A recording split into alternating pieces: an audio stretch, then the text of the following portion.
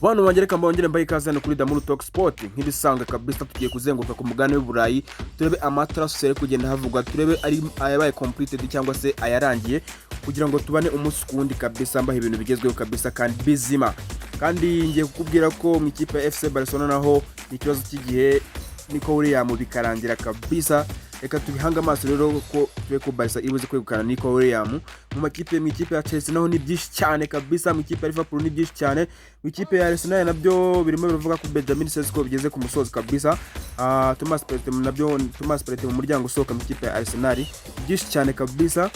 Chelsea nawe abafans barimo bagenda babembwa umutoza bavuga ati uyu mutoza rwose nta kintu ari butugezeho bitewe n'ukuntu ari kugenda yivangira, byongeye herutswe no kubitwa n'ikipe yo mu gihugu cya Brazil kabisa mu cyisi cy'amakrebe besho kugenda bamugaruka ko bavuga ati umusaza rero yabagiye kwitira ikipe kabisa. Murayibona kabisa ikipe ya Napoli nawe yasizo ingura shaka kwinjiza uyu musore wa Liverpool bita Darwin Nunez. Murayibona ko Liverpool rero nayo itamufite mu mibare kabisa muri season itaha. Ikipe yo ya Napoli yo mu gihugu cy'Ubutaliyani rero yabaye interested kuri uyu musore, iravuga ati turamushaka cyane byihuse kabisa. Uyu musore w'imyaka 25 kabisa, muri match amaze gutera muri Liverpool, amaze gukina imikino 30 kabisa, amaze gutsindamo ibitego 5 na assist 2 zonyine. Murumva ko imibare itamuvugira mu ikipe ya Liverpool kuba yamugumana kabisa.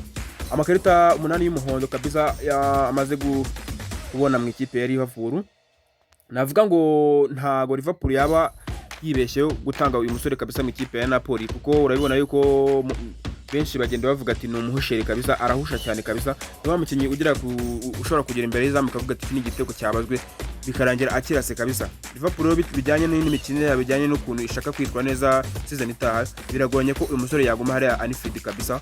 Rero Arne Slot aravuga ati uyu musore ntago mufite mu mibare, niyo mpamvu Liverpool rero yaje kuba mushyira ku isoko. Reka twerekeze ko uyu musore kabisa mu ikipe ya Bayern Munich bamwita Michael Olise. Uyu musore uri kugenda atanga akazi hera mu gihugu cy'Ubudage kabisa, imibare iri kumuvugira kabisa. Navuga ngo Bayern Munich ntago yahombye kuzana uyu musore kabisa. Murabimwibuka mu ikipe ya Palace kabisa, niwe nyenyeri Palace yagenderagaho hera mu gihugu cy'Ubwongereza. Rero uyu mwongereza Michael Olise navuga ngo arimo arateka kabisa hera mu gihugu cy'Ubudage. Nakubwira ngo mu mikino 52 amaze gukina ikipe ya Bayern Munich amaze kwitsindira ibitego bigera kabisa, amaze kwitsinda ibitego bira muri 20.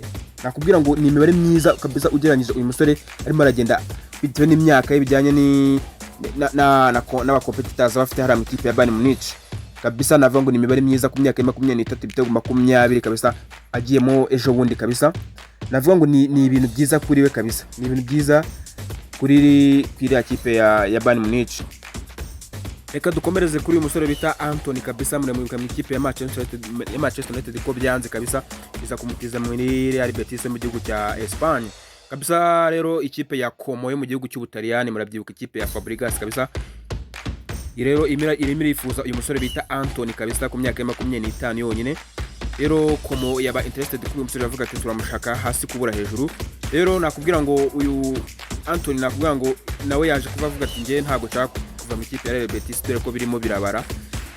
Dore rero ko mubaje kwitera twasi ravuga ati turavugira ati ntago dukeneye gutanga umusore ko nawe dore ko nawe atabishaka kuva mu ikipe ya Real Betis kabisa. Ku mikino maze gukina rero 17 maze gutsinda ibitego 5 atanga na assist 2. Rero murabyuka ko ibi ngibi iyi mibare ntago yari afite mu ikipe ya Manchester United hara mu gihugu cy'Ubwongereza. Rero nakubwira ko Anthony nyuma yo kugenda akava mu gihugu cy'Ubwongereza, navuga ngo imibare iri kugenda imuvugira mu ikipe ya Real Betis, niyo mpamvu yifuza kuyigumamo kabisa.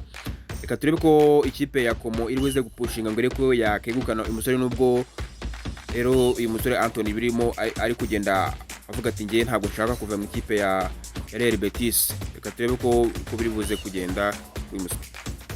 Ikipe ya Liverpool rero ngo nta mwanya wo gutakaza ifite kabisa, nta mwanya wo gutakaza ifite, irashaka kwerekana nk'ibyo yagaragaje season ishize, none ngo irashaka kongeramo imbaraga kurushaho. Rero yaje kuba yinjiza abasore bench kabisa, imaze kwinjiza abasore harimo Florian Wirtz, we nakubwira ngo nawe byamaze kurangira, wongeye umusore Jeremy Frimpong ndetse na Milos Skriniar. Nakubwira ngo imaze gushora miliyoni 200 kabisa ku isoko kugira ngo ibashe kwiyubaka kabisa. Nakubwira ngo Liverpool nyuma yo kwinjizamo Florian Wirtz rero nyuma yagenda yifuza n'abandi basore kabisa gure ko yazatwara igikombe cya shampiyona season itaha kabisa. Nakubwira ngo Federico Chiesa nawe Liverpool yamaze gutangaza ko itakimufite mu mibare kabisa, agomba gusohoka mu ikipe. Bamwibuka bwe bamuguze mu ikipe ya Juventus kabisa, tubona ari inyenyeri kabisa, ariko yaje muri Liverpool kabisa. Mubona ko nta Alonso atamufite mu mibare kabisa. Liverpool yaje gutangaza iravuga ati uyu musore rero reka tumwerekeze tumushyire ku isoko turebe ko yatuvira hanga kabisa, turabona tutamufite mu mibare. Liverpool nakubwira ngo uburyo iri kugenda bibuka byo biranatangaje cyane kandi biteye n'ubwoba. Benshi rero bazi ko igiye kugenda ikaguma aho ngaho, ariko Liverpool igiye kuza mu yindi sura kabisa,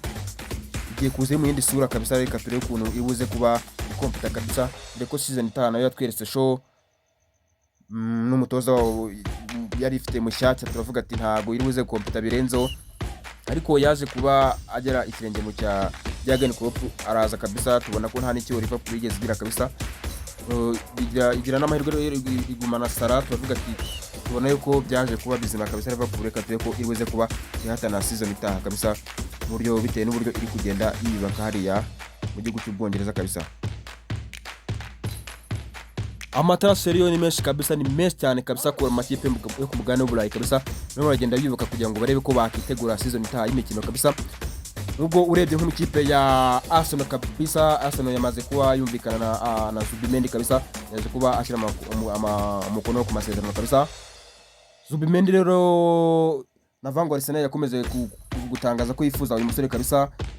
Benshi bakibaza impamvu bakeneye Zubimendi bafite Thomas Partey, ariko buriya ngo Thomas Partey ntago yari mu mibare ya Mikel Arteta.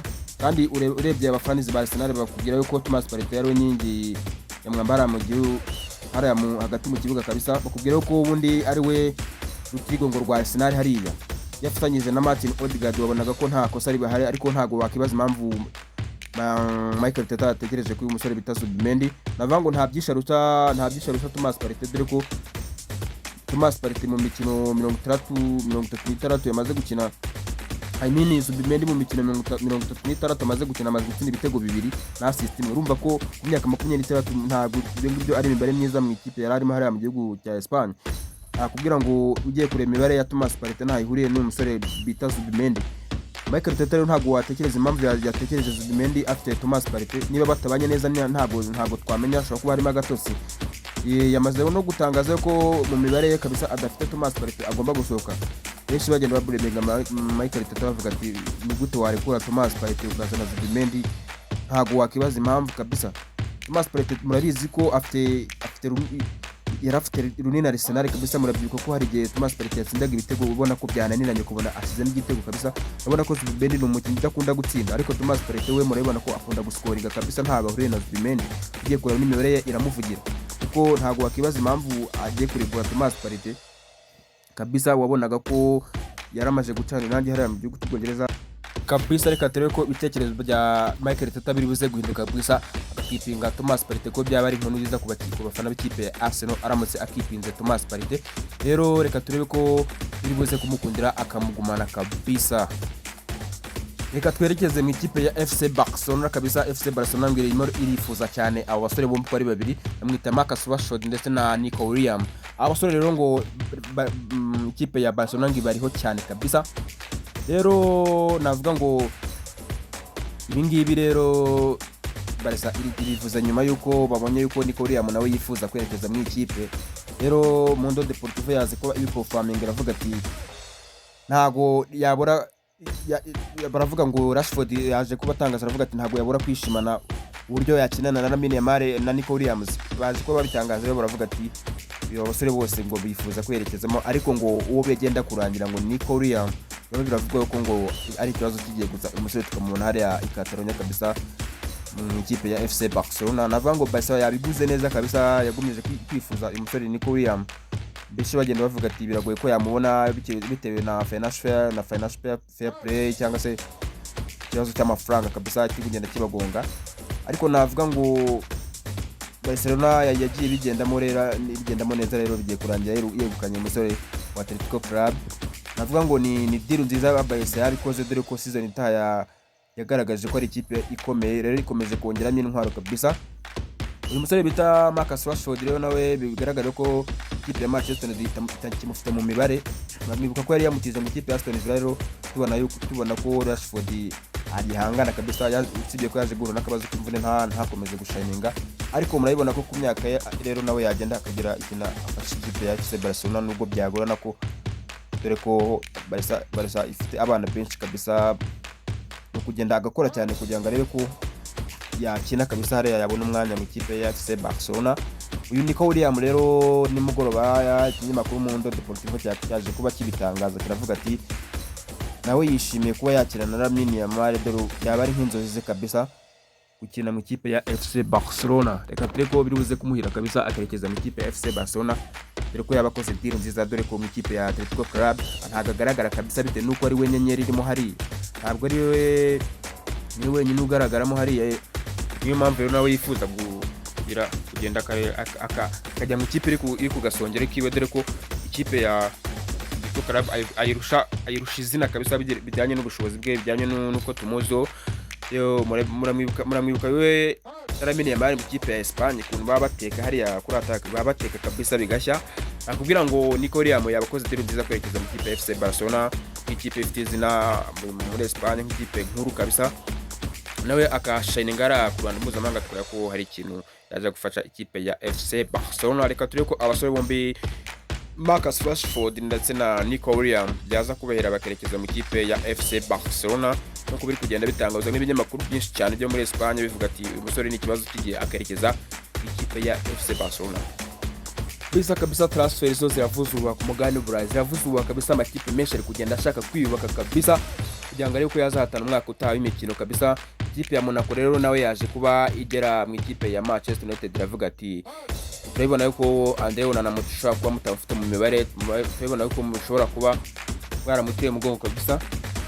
Baje kuba batangaza, baravuga ati natwe dushaka kwinjiza umuzamu wanyu Andre Onana. Rero navuga ngo Ruben Amorim nkuko bigaragara, bitewe n'ibyo Onana yatweretse season itaha, yatweretse yuko ashobora kuba atari mu mibare ikipe ya Manchester United, dore ko nawe yaje kuba akora amakosa menshi ya season ishize. Rero ikipe ya Monaco yaje kuba iba interested kuri uyu musore, bavuga ati turashaka kumwinjiza muri summer. Andre Onana rero birashoboka ko ashobora kwerekeza mu ikipe ya Monaco mu gihugu cy'Ubufaransa. Navuga ngo uyu musore yagiye asafaringa cyane rero ku hariya mu izamu kabisa, ntabwo imibare yagiye igenda imuvugira. Bijyanye nuko Ruben Amorim ashaka kubaka iriya kipe, rero bigaragara yuko Andre Onana atamufite mu mibare kabisa, impamvu baje kumuba bamushyira ku isoko kugira ngo bare ko hari ikipe ishobora kumwegukana. Rero navuga ngo ikipe ya Manchester United navuga ngo igiye kwibaka ihereye mu izamu kabisa. Mwaribonye yuko yasafarinze season ishize, rero irashaka kwibaka ihereye mu izamu nyuma yo kuzana ba Thomas Kunya kabisa, barimo baragenda bareba yuko bagende banibaka. Reka turebe ko bivuze kuba yabona umusimbura wa Andre Onana.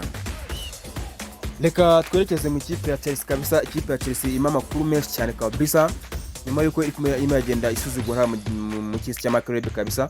Rero bitewe nuko abafans bari kugenda babreminga umutoza bita Enzo Maresca kabisa.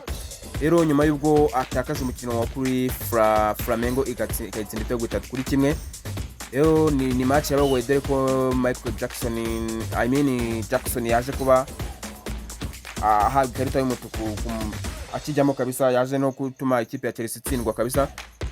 Yego ntago ari Jackson gusa wateje ikibazo kabisa, birimo biragenda bivuga ko n'umutoza wayo bita Enzo Maresca birimo biragenda bivuga ko uburyo ari kugenda apanga abakinnyi, birimo aragenda afata abakinnyi bakina imyanya imwe akabashyira mu kibuga bose, nkuko yafashe Gusto afata James bose ababanza mu kibuga. Navuga ngo irimo yagenda isafaringa kabisa, bigaragara ko ibura n'utazamu kabisa. Yanje kujya ku isoko ngo igure izane umusore wavugwaga mu ikipe ya Chelsea bita Victor Osimhen, bigaragara ko yari kugenda agafitinga hariya mu ikipe ya Chelsea, ariko yaje kuba azana umusore bita Ryan Drap bafatanya na Jackson, ariko bigaragara yuko aracyafite akazi kenshi kabisa, bigaragara yuko arimo arasafaringa kuri nimero 9. Ntago navuga yuko aba basore bombi bazamufasha kabisa nkuko abyifuza. Reka turebe ko ikipe ya Chelsea rero iri buze kubyitwaramo neza, dore ko irimo yagenda isafaringa kabisa, irimo yagenda iduha ibyo tutari twiteza bitewe n'ukuntu yibatse, bitewe n'amafaranga igenda ishora kabisa. Reka turebe ko iri buze kuba ihatana season itaha, dore ko binagoranye kabisa, bijyanye nuko Enzo Maresca agenda apanga ibintu byiwe kandi afite swad kabisa. Abafana ba Chelsea rero baje kuba mu blaming, baravuga ati ibi ntago twabyishimiye bitewe na swad player afite. navuga ko atari byiza kabisa bijyanye n'umusaruro irimo iragenda itanga hariya. Abafana ba Chelsea rero reka tubihanganisha bavuga ati tubabwire ati gatire ko Enzo Maresca hari ikindi ateganya ashaka gusora muri iriya mikino igiye iri imbere. Bisa amatransfer yo ni menshi ari ku mugabane w'Uburayi kabisa, ni menshi cyane kabisa. Cyo ngusaba wowe no kuguma kuri uyu murongo kugira ngo amakuru ajye kugeraho ku gihe kabisa. Ngenda bakunda cyane. Cyo ngusaba ni ukora subscribe, ugakanda like, ugasharinga kugira ngo ibintu nk'ibi ngibi bijye bikugeraho ku gihe kabisa. Nakubwira ngo amakuru yo ni menshi cyane. Wowe kangubwira ngo guma kuri uyu murongo tubane umunsi kundi, ndabakunda cyane.